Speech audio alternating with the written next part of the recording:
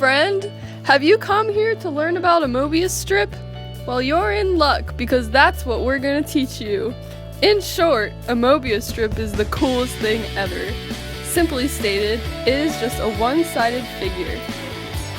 Don't believe me, just watch! To make a Möbius strip is quite simple. You'll only need a strip of paper cut out relatively thin to make it easier to bend. Take one end and twist it 180 degrees. Then, join the two ends together. As you can see, when you trace your finger along the side, while you may begin on the outside, you will eventually end up on the inside and return to the outside again. This proves that this figure is in fact one-sided.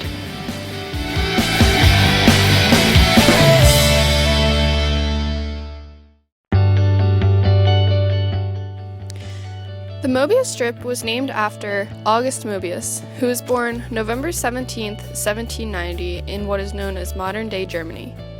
By 13 years old, he showed interest in mathematics.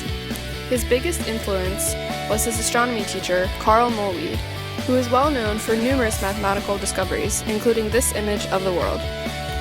In 1813, he wrote a doctoral thesis on the occultation of fixed stars, and later, after avoiding being drafted into the Prussian army, he completed his habilitation thesis on trigonometrical equations. In 1837, he published Lehrbuch der Statik, which led to the study of systems of lines in space. Ironically, though, both the date of first publication and discovery are attributed to Johann Benedict Listing.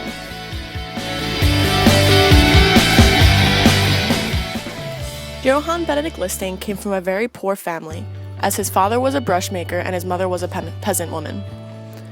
He was very academically talented, and this earned him many scholarships to schools in which he wouldn't have been able to attend otherwise. While at school, he became interested in math and science, but he had a real talent in art. He did mostly calligraphy, and this helped him earn money to continue his schooling. He took a class that was taught by Gauss, who was very impressed by Listing's abilities, and so Gauss took him into his inner circle, per se. Gauss influenced him to learn topological concepts, which led to his dissertation on surfaces of the second degree and ternary forms. In 1858, Listing discovered properties of the Möbius strip. After this, he was very close to bankruptcy, and he avoided this thanks to the ministry in Hanover, which took him in.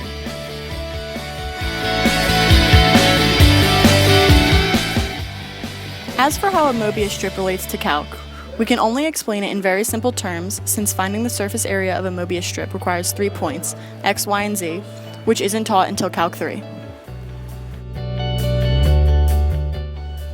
There are two different forms that we could use: the implicit form, which is a little more familiar to us, and the parametric form. The implicit form is x squared plus y squared equals 1, and z equals 0. From this equation, there is no way to produce a point x, y, and z that satisfies both equations. Because of this, we have to use the parametric form. The parametric form is a little bit different and a little more complicated because of the 3 points, which means that it is on 3 different axes. This equation is t such that cosine t, comma, sine t, comma, 0, where t ranges from 0 to 2 pi. In this situation, t is called the parameter. The parametric form means that when you change t, you generate new points on the figure. For surfaces, you need 2 parameters, such as longitude and latitude.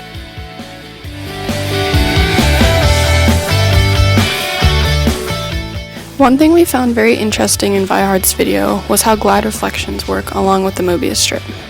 A glide reflection is a combination of a translation, which is the moving of the pattern laterally, as you can see here.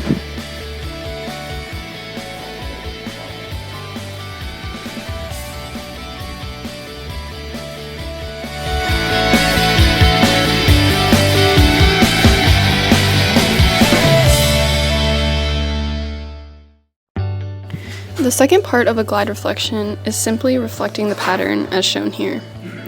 The combination of these two movements creates a unique pattern called a glide reflection.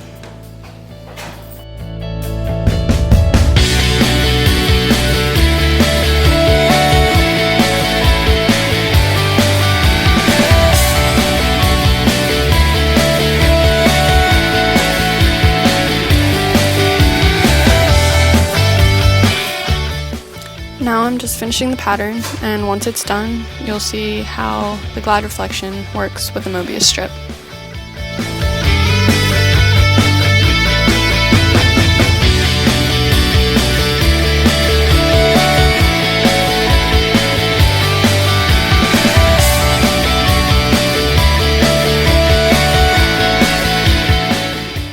Now watch what happens when I form a Möbius strip. As you can see, when the paper is twisted and then folded to meet the ends, the pattern continues flawlessly around the entire figure.